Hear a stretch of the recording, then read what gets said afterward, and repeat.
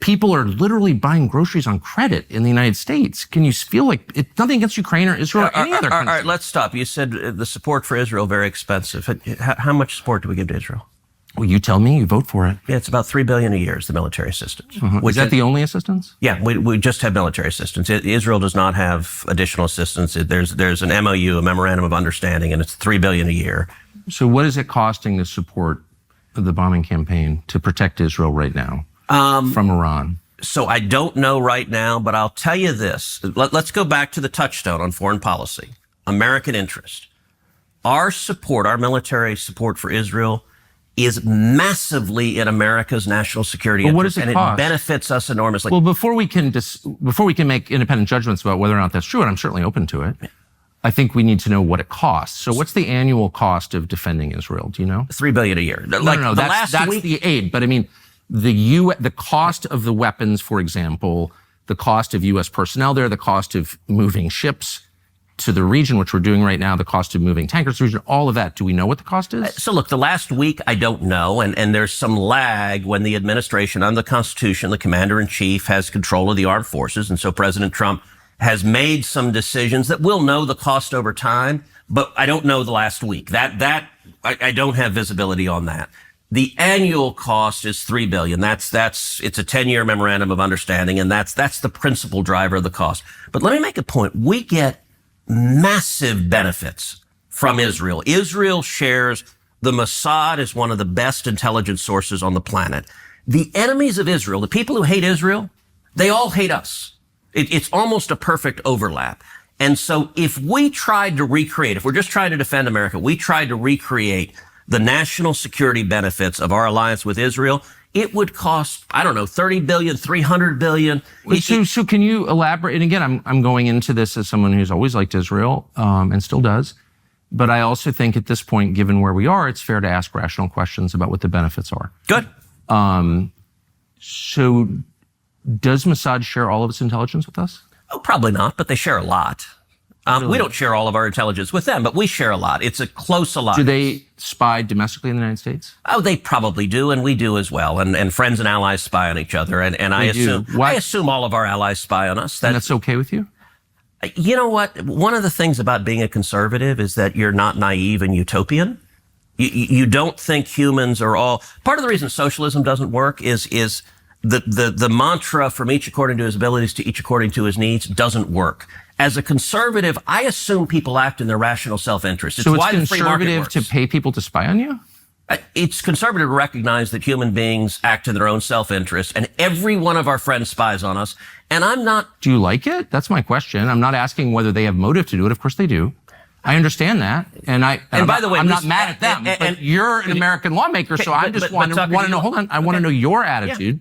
Yeah. You said that your guiding principle, in fact, the only principle, the only criterion. I said guiding, the overwhelming, I wouldn't say only. Is it in America's interest? Is it in America's interest for Israel to spy on us, including on the president? It is in America's interest to be closely allied with Israel because we get huge benefits for it. And you want to see the clearest... But I just want to stop on the spying for a second. That it takes place, as you know, and including on the president of the United States and several presidents. And I just want to know if that's okay and why is it okay? Wouldn't an American lawmaker say to a client state, you're not allowed to spy on us? I'm sorry. I know why you want to. I'm not mad at you, but you're not allowed to. Sure. And I don't care for it. I don't want to be spied on by you. It's kind of weird not to say that, but you don't seem able to say that. Sure, I would say don't spy on us. They're going to anyway. And by the way, the Brits are, the Canadians are. Like, I don't think... Well, I'm not for that at all. I think it's disgusting. But we don't actually pay their... we're not their most meaningful sponsor. We're not sort of paying for the operations of the British government. So I got to say, and this is... It's weird. We're talking about isolationists, the obsession with Israel. Why is Israel... Oh, I don't think I'm obsessed with Israel. Okay, but I think a lot of people are. And like the question, Israel spies on us. Well, so does every other country. Why are you mad at Israel? I guess... No. I'm hardly the one who's... I've never taken money from the Israel lobby. Have you? Taken money from the Israel... From AIPAC. So AIPAC raises a lot of money for me, but it's actually a misnomer because the people who raise money are individuals. Right. So it's not the PAC itself, but they're individual members who believe in the American-Israeli friendship and relationship. Is AIPAC a foreign lobby? No, it's an American lobby. It's the AIPAC stands for the America-Israeli Political Action Committee. What does it lobby for? So, to be honest, not a whole lot effectively. Listen, I came into Congress 13 years ago with the stated intention of being the leading defender of Israel in the United States Senate. Great. And I've worked every day to do that. AIPAC, a lot of times, AIPAC, I wish were much more effective. Like, there are folks online who are in the fever swamp of terrified of AIPAC, and AIPAC... I'm not terrified of AIPAC at all. You're the one who seems a little uncomfortable when I'm asking. No, not uncomfortable at all. I'm just asking what AIPAC does. My understanding, having known a lot of people who work at AIPAC, is that it lobbies on behalf of the Israeli government. Wrong. Oh, okay. It's objectively when was the last time AIPAC took a position that deviated from Prime Minister Netanyahu? All the time. Name one. Okay. Let me go back and give a little history. If you want to do a deep dive on AIPAC, I don't. I want to do a shallow dive that gets. No. I want to get to the core question. AIPAC is lobbying for a foreign government, and I don't. It's not. It's lobbying for the United States. It is lobbying for a strong U.S.-Israeli relationship. Okay, so it's not has nothing to do with the foreign government. It wants America and Israel to be closely allied. Okay, but it's lobbying on behalf of the interests of another country. So that's not true at all. And if it's not true. No. How much contact do you think AIPAC leaders have with the government of Israel? No idea. I imagine some. I think the government of Israel is often frustrated with AIPAC because AIPAC's not nearly strong enough. Do you think there's any coordination between the government of Israel and AIPAC? Do they talk? Sure. If you're lobbying for more U.S.-Mexico trade, would you talk to people in the U.S. and Mexico and the government? Sure. Like if...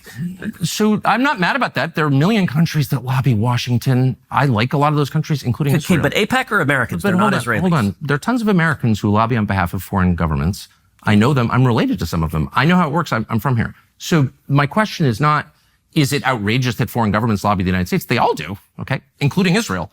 My only question is, why don't we admit that is what's happening? You're denying it, but it's true. Yeah, and why aren't they registered as a foreign lobby? Because they're not. They're not a foreign lobby. No, they're not. And this is there's a fever swamp. Look, it's not a fever swamp. These are very reasonable questions, and you've accused me of being obsessed with Israel, which I'm not. I actually haven't. I've said isolationist. And being feverish about it, which I'm not at all. I find it's a very tender spot when you ask it, and I don't know why. So, Tucker, all right, let's go back. I was first elected to the Senate in 2012. I came in Obama's second term. And I actually saw AIPAC be badly wounded in a way they never came back from. And the second term is when Obama did the Iran nuclear deal. And the Iran nuclear deal, I think, was catastrophic. And AIPAC went all in lobbying against it. Yeah. And they failed. And I was the leading opponent of the Iran nuclear deal. Oh, I know. They definitely failed, yes. They failed. And what happened, the Obama White House told every Democrat, when I got here, there used to be real bipartisan support for Israel. That has largely disappeared. And it's the Obama nuclear deal that caused it, because the Obama White House told every Democrat, pick.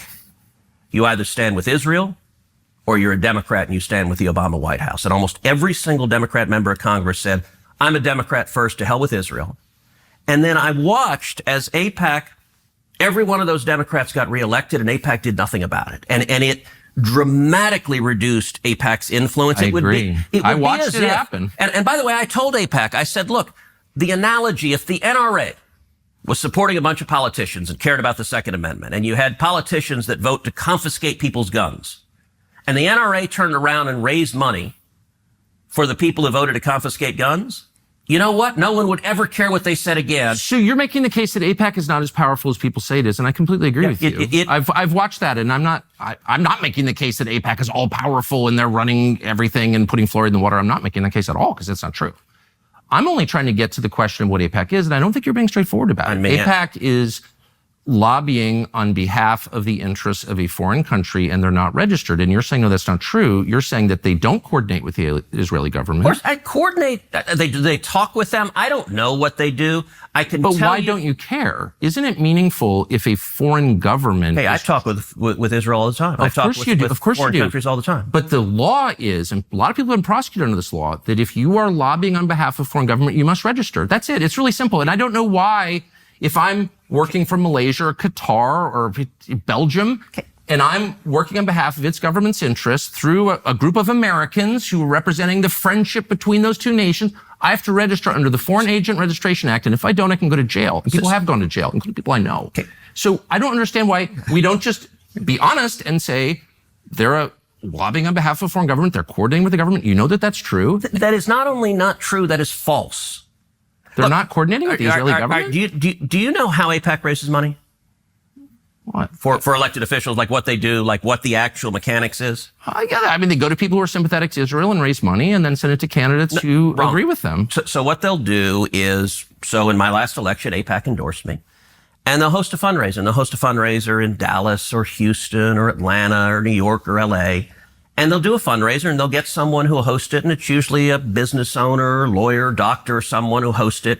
And you get typically at an AIPAC fundraiser, 30, 40, 50, maybe 100 people who live in that city. Right. Who care about a strong U.S.-Israel relationship. Yeah. And if they have, 50 people, each of them writes $1,000 check and you raise $50,000. Yeah, I've been to an AIPAC fundraiser. I know what it looks like. But that is not, and by the way, there's no representative of the Israeli government there. You have, when you're in Dallas, you're meeting such a with false and silly conversation. I know all this. The question is are AIPAC's goals shaped by the goals of the Israeli government to any extent? Okay, that's a really different simple from question. lobbying on behalf of. It's a simple question. Are AIPAC's goals shaped by the goals of the Israeli government? And I'm just going to ask you that question straightforwardly. And if you say no, I think we both know that's not true. Okay, are they shaped by? Are they coordinating with the Israeli government? Are they talking with them? Yes. The Israeli Israel government directing them? You want to talk about FARA? The law on lobbying on behalf of someone. Yeah. It is, I hire you and you lobby on behalf of me. I direct you. Does Israel direct AIPAC? No, they are not lobbying on behalf of them. Do they care about them? Yes, but do you think that it's just interesting because what you're now describing in a very defensive way, I will say, is foreign influence over our politics. No. And you began, and it's so transparently obvious to everybody. I don't know why you would be embarrassed of it. You've said that you are sincerely for Israel. I believe you. I don't think you have some weird agenda. You seem to be sincere. By the way, Tucker, it's a very weird thing. The obsession with Israel, when we're talking about foreign countries. It's hardly an obsession. You're not talking about Chinese. You're not talking about Japanese. You're not talking about the Brits. You're not talking about the French. The question, what about the Jews? What about the Jews? Oh, I'm an anti-Semite now. Senator, you're asking the questions, Tucker. You're asking, why are the Jews controlling our foreign policy? Senator, that's what you just asked. Hardly saying that. And I have That is exactly what you just said. Well, actually, I can speak for myself and tell you what I am saying. Good.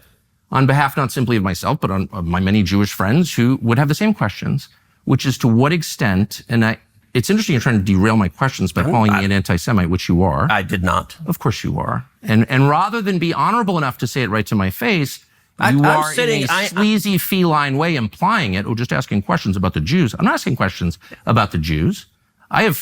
There's nothing to do with Jews or Judaism. It has to do with the foreign government. Isn't Israel controlling our foreign policy? That's not about the Jews. You said, I'm asking you. And by the way, you're the one that just called me, I think, a sleazy feline. So let's be clear. It's sleazy to imply that I'm an anti-Semite, which you just did. No, I just said, why is that the only question you're asking? You answer it. Give me another reason. If you're not an anti-Semite, give me another reason why the obsession is Israel. I am in no sense obsessed with Israel. We are on the brink of war with Iran. And so these are valid questions. But you're not asking about Iran or the Ayatollah. If I can finish, you asked me why I'm obsessed with Israel. Yep.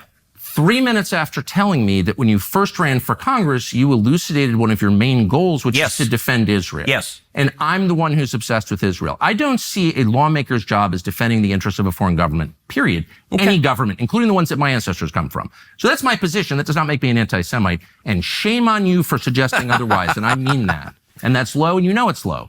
So why don't you just answer my questions in a straightforward, rational way? You certainly have the IQ to do it. So shame on you is cute, by the way, Tucker. It is. It's not cute. I'm offended. I'm obsessed with the Jews. You just told me you just called me a sleazy feline. It is sleazy to imply that I'm an anti-Semite for asking questions about how my government is run. You want to count how many questions you asked about? What about the Jews? What about Israel? What about AIPAC? I never asked about the Jews. This has nothing to do with the Jews, whatever that means. This has to do with a foreign government. And once again, shame on you for conflating the two. They have nothing to do with each other. I'm talking about the influence Israel of and Jews have nothing to do with each other? All Jews, or an attack on all Jews, which I am nor would I ever be undertaking now. I'm not attacking anybody. By the way, that's who Iran wants to kill, is all the Jews and all the Americans. And I'm totally opposed to that, okay? But now, because except you don't want to do anything about it, decisions need to be made. We can talk about those decisions. And I plan to. Good. But I just want to get a sense of whether you think, having described yourself as an America First person whose only criterion for judgment on foreign policy is America's national interest, to what extent you're influenced by a foreign government, which gives you a lot of money through its lobby, and you're claiming this has nothing to do with the foreign government. They're not coordinating. Yes, they're spying on us, but it doesn't bother you. And I'm sort of wondering, like, what is this? This is one of the weirdest conversations I've ever had. I'll tell you what, and I'll answer any question you like, but let's try to... Are you going to call me an anti-Semite again or no? Let's try to ratchet down the temperature a little. You're the one who went to motive. I'm asking honest questions. I'm just asking questions. Yes, that's it. That is what I'm doing. Let's try to ratchet down the temperature a little bit.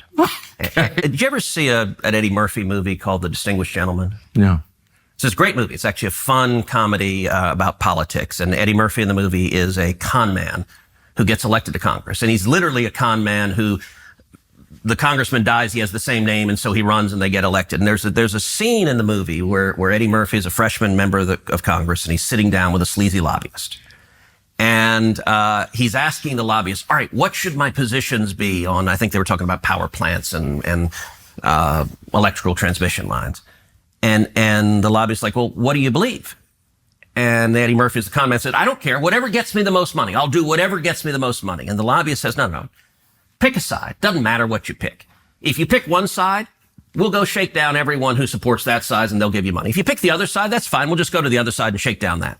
That's a little bit the way it works. And you often get leftists in the media who say, for example, if you support the Second Amendment, as you do and I do, well, you're just bought and paid for by the NRA. And that actually is backwards. I believe in the Second Amendment because I believe in the Constitution. Now, am I proud that the NRA supports me? Sure, because people who care about the Second Amendment want to support leaders who fight for it. But it gets it backward. Look, AIPAC, when I ran for the Senate, AIPAC didn't support me. I supported Israel before they supported me.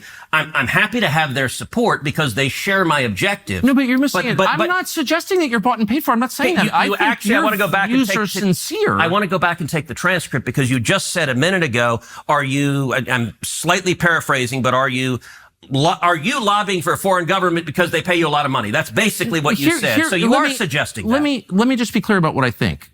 Your views seem totally sincere. Yes. You take money from people who agree with you. Yeah. I believe that. I take money from people who disagree with me. I'm only trying to get to the question of to what extent is the U.S. government influenced by other governments? And it's a lot. Of course. It's hardly just Israel. It's hardly just Israel. I don't think Israel's the main one. There are lots of governments. China is a massive influence on this city. And it's a huge problem. As you know, I couldn't agree more. And there are lots of other. The UK, which is a truly sinister place, in my opinion, as a ethnic Brit, I can say. I think that's my view. Maybe you disagree. I think they're on the wrong path. I love the Brits, but their government has gone off the rails. Without even getting into that. I'm just saying, I don't think Israel's the only one. But it's the only one where you're instantly called an anti-Semite for asking questions. And it's also the only government that no one will ever criticize. And people criticize Israel every minute of every day. Like, the only government that people will not criticize, Rashida Tlaib just tweeted out calling Benjamin Netanyahu a war criminal. Rashida Tlaib? No, you said no one will criticize. No, I'm talking about Republicans that I would vote for, including you. And I'm saying, whatever. I don't even like talking about Israel. What I care about, I never do because it's not worth being called anti-Semites from AIPAC recipients.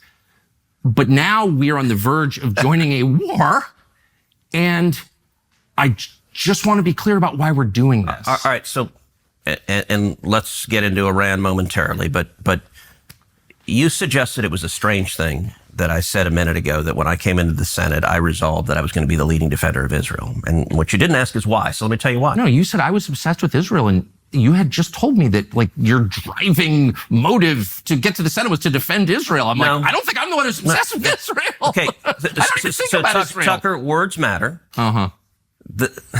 And you know that. I said I resolved to be the leading defender of Israel, and you said your driving motive, the reason you're in the Senate. You want to be the leading defender of Israel. I would think if I ran for Senate, I'd be like, there are people dying of drug ODs on the street. My driving motive is to fight for Texas and America, and to fight for jobs, and to fight for the Constitution. And you played a very, very careful word game of eliding You're the one who said it, not me. So you still haven't asked why, but I'm going to tell you why. Okay. And the reason is twofold. Number one, as a Christian, growing up in Sunday school, I was taught from the Bible, those who bless Israel will be blessed, and those who curse Israel will be cursed. And from my perspective, I want to be on the blessing side of things. Of those who bless the government of Israel? Those who bless Israel is what it says. It doesn't say the government of, it says the nation of Israel. So that's in the Bible. As a Christian, I believe that. Where is that? I can find it to you. I don't have the scripture off the tip of my, you pull out the phone and use the Google. It's in Genesis. But so you're quoting a Bible phrase. You don't have context for it and you don't know where in the Bible it is, but that's like your theology? I'm confused. What does that even mean? Tucker. I'm a Christian. I want to know what you're talking about. Okay. Where does my support for Israel come from? Number one, because biblically we're commanded to support Israel. But number two, hold on. I'm not holding on. Hold on. You're a senator and now you're throwing out theology and I am a Christian and I am allowed to weigh in on this. We are commanded as Christians to support the government of Israel? We are commanded to support Israel. And what does that mean, Israel? We're told those who bless Israel will be blessed. But hold on, define Israel. This is important. Are you kidding? This is a majority Christian country. Define Israel? Do you not know what Israel is? That would be the country you've asked like 49 questions about. So that's what Genesis, that's what God is talking about. The nation of Israel, yes. And so is that the current borders, the current leadership? He's talking about the political entity called Israel? He's talking about the nation of Israel. Yeah, nations exist, and he's discussing a nation. A nation was the people of Israel. Is the nation They're the descendants God's of referring Abraham. to in Genesis, is that the same as the country run by Benjamin Netanyahu right now? Yes. It is. Okay. And by the way, it's not run by Benjamin Netanyahu as a dictator. It's a democratic country that elected. He's the prime minister. Right. What? But just like, America is the country run by Donald Trump. No, actually, the American people elected Donald Trump. The same principle This is there. silly. I'm talking about the political entity of modern Israel. Yes, and that is You believe Israel. that's what God was talking about in Yes. Genesis. I do, but that country's existed since when? For thousands of years. Now, there was a time when it didn't exist, and then it was recreated just over 70 years ago. I'm saying, I think most people understand that line in Genesis to refer to the Jewish people, God's chosen people. That's not what it says. Okay, Israel, but you don't even know where in the Bible it is. So I don't know if we can. I don't remember the scriptural citation. But, okay, It's like Genesis 16 or something like that. But yes, it's in the earlier part of the book. But the point is... All right, Tucker, you keep interrupting me before I finish my sentence. It's just important to know what you're talking about. I don't know what you're... So you're saying as a Christian, if I believe in Jesus, I have to support the modern state of Israel? No, I'm not saying that. I'm explaining for me what my motivation is. But okay, so I'm just trying to understand. You said God tells you to support the modern state of Israel in the Bible, in some place in the Bible that you heard about, but you don't know where it is. That's your theology? You're going back, am I a sleazy feline again? I mean, if you accuse me of anti-Semitism again, I will say that, but I don't think you will. Try to be a little less condescending. I'm trying to have a conversation. Condescending. You're throwing this stuff out, and it's my job to figure out what you're talking about. Okay, but I don't understand. But you're not letting me. Okay. I'm sorry. I want to be polite. That is for me a personal motivation, but I also, what I was about to say, I don't believe my personal faith, not everyone who I represent is a Christian. It's not an argument for me to give that we should do this because of my faith. And so as an elected official, I don't give that as the reason we should support Israel. That is a personal motivation for me, but I don't think it is the reason we should. The reason that I am the leading defender of Israel is because Israel is our strongest ally in the Middle East, an incredibly troubled part of the world, and supporting Israel benefits America. And the clearest illustration of that is what is happening right now. Let me just make this point, and then... Okay, and then I'll just ask what you mean. That's it. Okay. Yeah. Look, Iran, I think the most acute national security threat facing America right now is the threat of a nuclear Iran. I think China is the biggest long-term threat, but acute and near-term is a nuclear Iran. Okay. And I think Israel is doing a massive favor to America right now by trying to take out Iran's nuclear capacity. And the reason I view Iran differently, we talked before about Iraq. I opposed the Iraq war. We talked about Syria. I opposed military intervention in Syria. The reason for that is those did not pose a threat to the United States. I think Iran is markedly different. Number one, the Ayatollah is a religious zealot. He is a lunatic, but a particularly dangerous kind of lunatic. because he's driven by religious fervor. When he says death to America and death to Israel, I believe him. And I think Iran is trying to get a nuclear weapon because there is a very real possibility they would use a nuclear weapon. So you want to ask, how does supporting Israel benefit us?